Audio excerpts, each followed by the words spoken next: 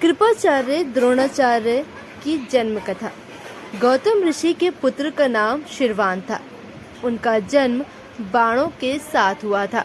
उन्हें वेदाभ्यास में जरा भी दिलचस्पी नहीं थी और धनुर्विद्या से वे अत्यधिक आकृष्ट थे। वे धनुर्विद्या में इतने क्षत्रिय हो गए कि देवराज इंद्र उनसे आत्मिक जीवन जीने लगे। इंद्र ने उन्हें विधिना से डिगाने के लिए नामपदी नामक एक देवकन्या को उनके पास भेज दिया। उस देवकन्या के सौंदर्य के प्रभाव से शिरवान बहुत काम पीड़ित जाबाज की उनका वीर रसखलित होकर एक सरकंडे पर आ गिरा।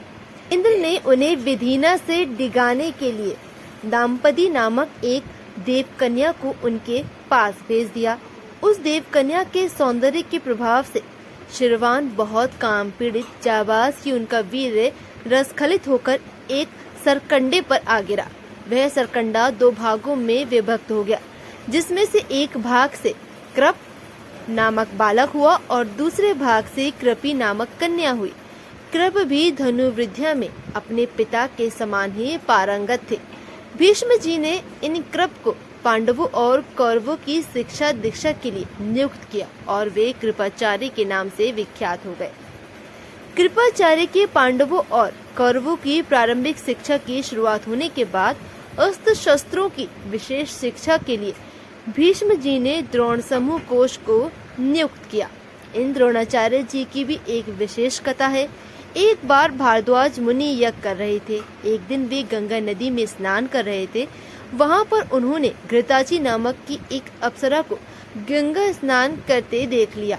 उस अप्सरा को देखकर उनके मन में काम वासना जागृत हुई और उनका वीर रसखलित हो गया, जिसे उन्होंने एक यज्ञ पात्र में रख दिया। कालांतर में उसी यज्ञ पात्र से द्रोण की उत्पत्ति हुई। द्रोण अपने पिता के आश्रम में ही चारों ओर वेदों और अस्त्र शस्त्रों के ज्ञान में बैठकर पारंगत हो गए। द्रोण के साथ प्रशत नामक राजा के पुत्र द्रुपद भी शिक्षा प्राप्त कर रहे थे तथा दोनों में प्रजा मैत्री हो गई। मामूली दिनों में अपने सभी प्राणियों को ब्राह्मणों में दान करके महेंद्रांचल पर्वत पर तप कर रहे थे। एक बार द्रोण उनके पास पहुंच गए और उनसे दान देने का अनुरोध किया। इस पर परशुराम बोले, वत्स, तुम विलंब से आए हो। मैंने तो अपना सब कुछ पहले ही ब्राह्मणों को दान में दे दिया है। अब मेरे पास केवल अस्त्र शस्त्र ही शेष बचा है। तुम चाहो तो उन्हें दान में ले सकते हो। द्रोण यही तो चाहते थे, इसलिए उन्होंने कहा कि हे गुरुदेव, आपके अस्त्र शस्त्र प्राप्त करने के लिए मुझे अत्यधिक वृद्धि होगी, क्योंकि आप मुझे इन अस्त्र शस्त्रों की शिक्षा निर्देशित करेंगे तथा विधि विधान भी बताएंगे। इस प्रकार परशुराम के शिष्य बनकर द्रोण अस्त्र शस्त्रादि सहित सभी विद्याओं के ज्ञाता हो गए। शिक्षा प्राप्त करने के बाद द्रोण का विवाह कृपाचार्य की बहन कृपी के साथ हो गया। कृपी से उनका एक बेटा हुआ। उनके पुत्र के जन्म के समय अश्व की ध्वनि निकली, इसलिए उनका नाम अश्वत्थामा रखा गया। किसी प्रकार का राजस्व प्राप्त न होने के कारण द्रोण अपनी पत्नी कृपी और पुत्र अश्वत्थामा के साथ निर्धनता के साथ रह रहे थे। एक दिन उनके पुत्र अश्वत्थामा दूध पीने के लिए मचल उठे।